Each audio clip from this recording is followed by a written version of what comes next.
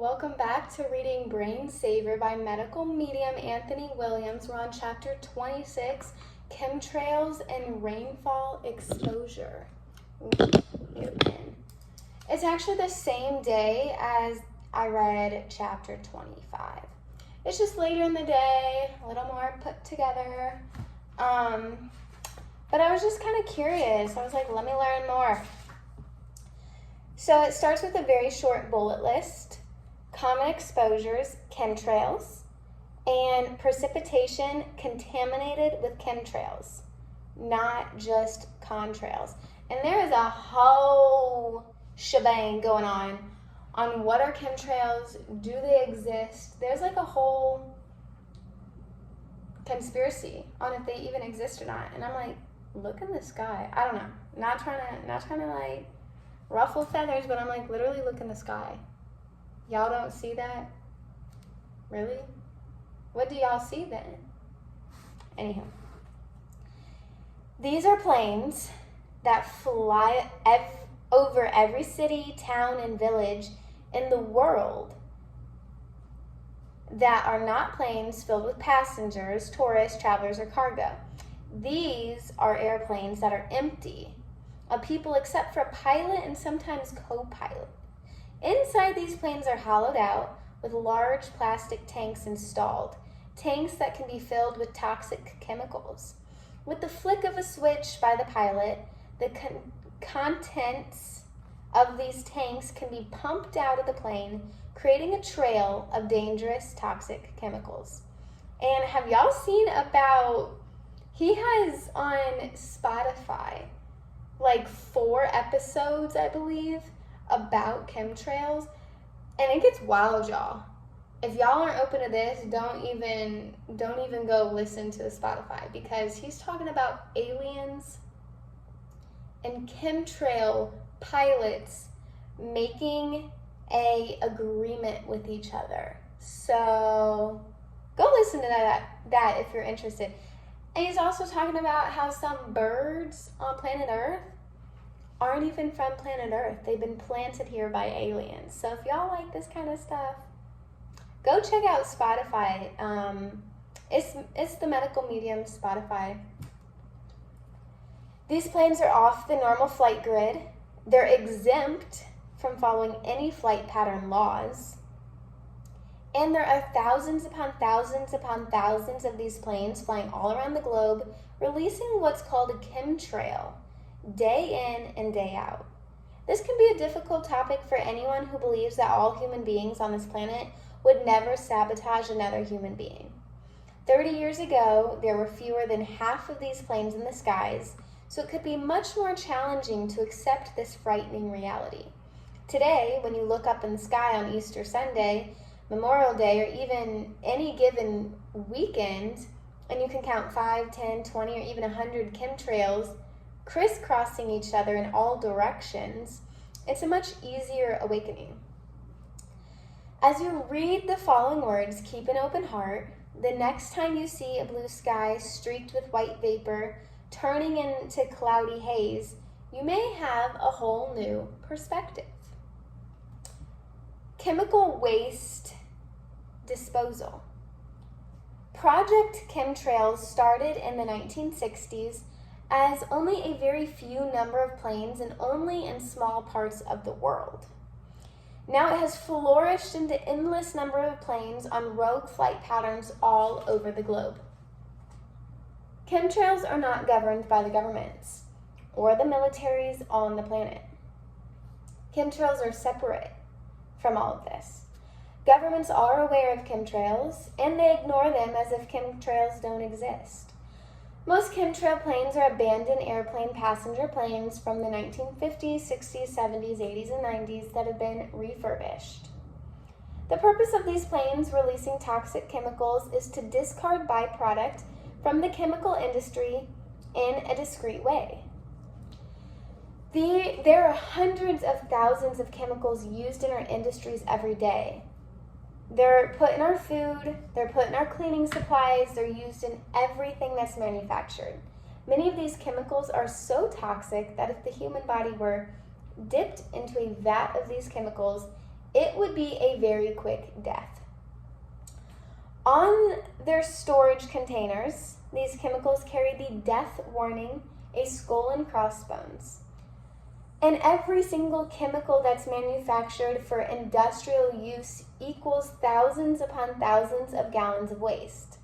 From the chemical's inception to the chemical's release in the marketplace, the amount of byproduct that results from perfecting that one chemical far surpasses anyone's imagination. In the old days, industries just dumped chemical waste right into the rivers, oceans, and land.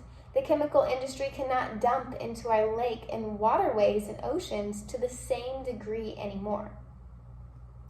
The chemical industry cannot leach into our land to the same degree anymore. With more chemicals being produced than ever before, where does all the chemical waste go? There's too much chemical byproduct and no place to store it or release it. Oh, we grew tomatoes in our backyard and we just plucked them all because they're green tomatoes now. And the squirrels, we left every green tomato. The squirrels are like eating the green tomatoes now right out there. So cute. It can't be recycled. And so Tenzy's on her way home. And so since the chemical industry cannot dispose of their waste in the ways they once did, now chemicals are systematically dumped on us from the skies.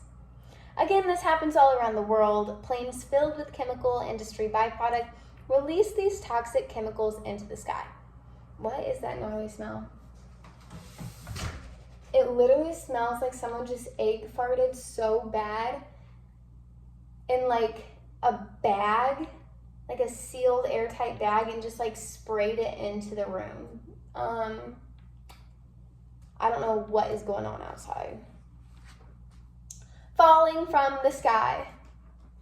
Chemtrails are composed of every toxin possible that the chemical industry creates. This includes toxic heavy metals such as mercury and copper. It also includes old, outdated, antiquated chemical storage bins that have been backlogged into storage for decades. Chemical waste that has sat in tanks for 50, 60, 70, or even 80 to 100 years. It's a combination of chemicals, both old and new, being placed in planes and dumped out of the sky. When the weather is nice around holidays such as Easter and the 4th of July, when a lot of people are outdoors, chemtrails are usually increased sustainably on purpose to the point where the sky loses its blue color and the streaks in the sky spread out. It can look like a constant mild cloud. Is that? Stinks in here like really bad, like someone's seriously like, I don't know what they ate, but they wasn't eating medical medium, I'll tell you that. They done stunk up the neighborhood. It can look, chemtrails are a,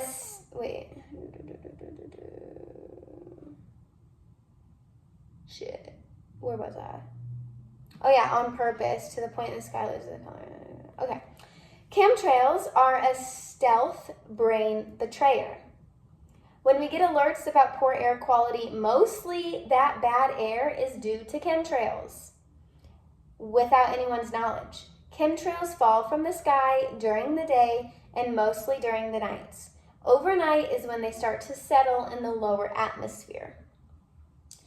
Chemtrails then become stagnant, and clustering is the leading reason for poor air quality alerts. We live in a world where we're being taught to fear the future of our climate. At the same time, there's a terrifying reality that's being ignored, which is the unprecedented high level of dangerous chemical contamination and saturation being released within our sight onto our children. A debate about flying private jets, driving cars, and burning fossil fuels is occurring while humankind is being poisoned. Hold on, I gotta turn this on. It's hot and it smells, like I said. Like I'm not being dramatic right now. It stinks hardcore. Again, like I said in a few videos, he's rather doomy gloomy. Because why is he saying that there's a terrifying reality for the future? This might not be how you feel, but I am not terrified for our future. I'm not terrified for our future. I'm not terrified for our future. I'm not. I'm just not. I listen to a lot of channelers.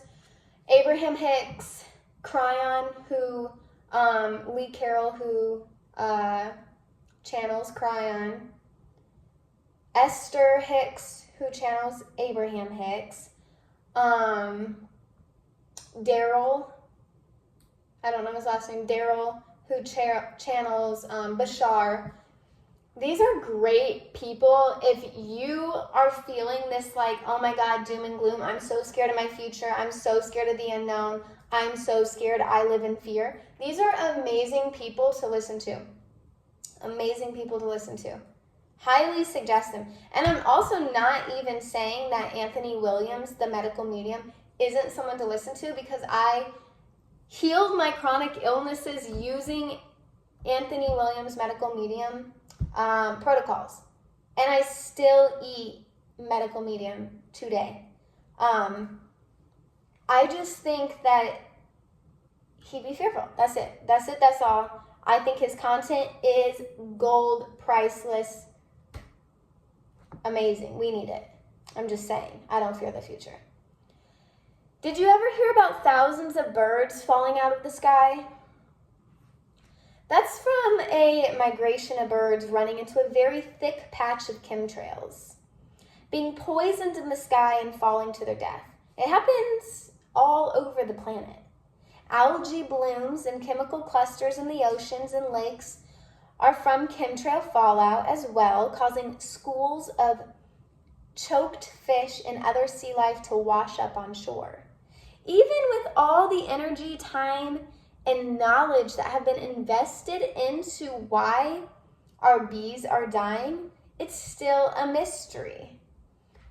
While theories float around about whether bees are disappearing due to bacteria, genetically modified organisms, or GMO food, or a mysterious bee disease, chemtrails are the real main culprit. Let me underline that because I didn't know that.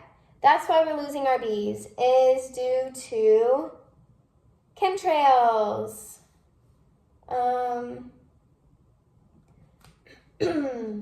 Ignoring the trails. Is this the last? I think this is a short one, yeah. No one is allowed to know chemtrails are there or believe that they're there. This is why everyone who's a public authority ignores chemtrails and chemtrail planes. This is why militaries and governments ignore chemtrails and chemtrail planes. This is why schools, institutions don't teach children about chemtrails and chemtrail planes. This is why universities and university professors don't utter a word about chemtrails and chemtrail planes. We just go about our lives. You could be the most powerful public figure in the world, having a cookout in your backyard. You could look up at the sky, watching the chemtrails, and you can't say a word because the people behind it are above all. They are above even the most powerful public figures and above the most powerful people who run every country in the world. Most public figures aren't even aware of chemtrails. If they inquire, they're told they're just seeing contrails, normal exhaust coming out of the normal plane. Now, I want to know who is in charge of chemtrails. It seems like this huge conspiracy, which of course isn't a conspiracy if you have the ability to see and have the ability to look up at the sky and have the ability to understand what the sky should look like. Now, this is great information, but who is it? What is it? What is going on? Rainfall exposure. It probably isn't hard to remember a time when you got soaked in the rain, whether going for a run in the rain, taking a hike or a boat trip without rain gear, or getting caught on the street without an umbrella. Rainfall contains whatever contaminants were suspended in the sky when the rain cloud formed. Many of them rogue byproducts, undocumented by any agency, that can fill the atmosphere by the hundreds of thousands. Rain very often carries chemical neuroantagonists and other brain betrayers such as radioactive particles, barium, jet fuel, vaporized material from chemical factories, and dust particles from agricultural land, both domestically and from other countries, that contain residue of pesticides, herbicides, and fungicides. Yet pollution spewing out of factories exhausts dioxins, dusting around the atmosphere, and radiation falling out only represents a fraction of what contaminates the atmosphere. Chemtrails are our greatest threat when it comes to rainfall. As beneficial as rain is, and as pleasant as it can feel to stand out in a warm summer rain if you're dealing with any sort of chronic or neurological symptoms, it's good to be aware that rain is not as pure as it should be. The term acid rain doesn't even scratch the surface as far as what's actually in rain. Even if the rain isn't always really acidic, it can be loaded with contaminants that are much more problematic and dangerous than the acid factor of rain. Not only does the rain soak into our skin, we also breathe in its moisture and its contaminants at the same time. Now, when I was very new to starting and changing my diet, I actually felt this. When it rained, me and Tenzyn both felt it was raining on us, and I remember looking down because my arm burned. My arm literally was burning from the rain. And I said, what in the mother of fuck is this? Why is my arm burning from the rain? I've never heard of acid rain. I didn't hear of any of this. This was because I started eating well, and then my arm started itching, my arm started burning. I said, what in the mother of fuck? What in the mother of fuck? Let me get inside the motherfucking car and figure the motherfucking out, right? Well, now we figured it out. It was chemtrails. But to be the rainbow at the end of the crazy storm, I don't get symptoms from rain anymore at all. Not to say I want to go bathe in it or nothing, but I'm just saying, like, I don't feel that reaction. Now, I just heard Tens come in, so let me finish this one little piece. The last bit of this chapter is called Pathways to Our Brain. Hey, Tens, I just have a little bit left. Okay. Rain that falls on your head can saturate your scalp and enter your bloodstream quickly, eventually finding a pathway to your brain. Some of the most dangerous chemicals dropped out of chemtrail planes are so highly absorbable that they can absorb into bones with ease. Now, hold up. I didn't know this.